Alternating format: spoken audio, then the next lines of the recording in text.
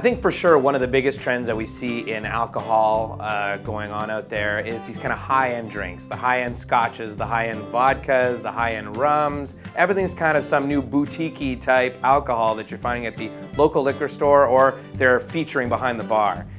As a result of this kind of new trend, we tend to forget some of the roots of where alcohol has come from and some of the great old school drinks that are a little bit harder to track down maybe sometimes, but ultimately are where all these great tastes and all these great traditions came from. And it's good to kind of sometimes sit back and take a look at those and maybe add them to your personal collection at home, or it might even be worth looking into so you can kind of think about asking for those when you go out.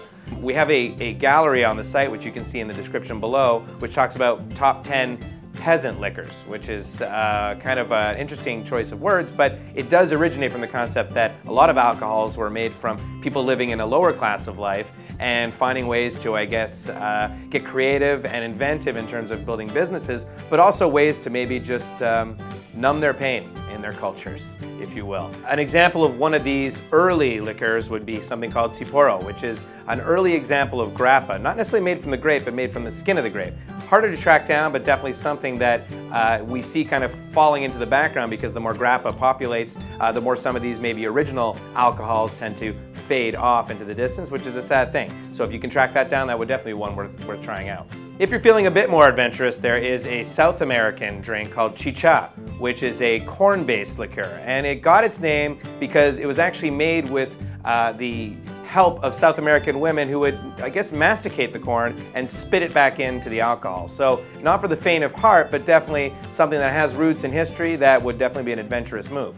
Of course, another one that's probably hard to come by, but certainly worth looking into is moonshine. There are still some people that make this, and moonshine is basically an unaged whiskey and rough around the edges. I think anytime you've seen any video clip, there's some guy drinking it out of a mason jar and then coughing profusely for the next 5 minutes, probably because it's pretty stiff. So you may not be able to order that at your local bar, but you might be able to network your way to meet somebody that is actually still making that and get your hands on some.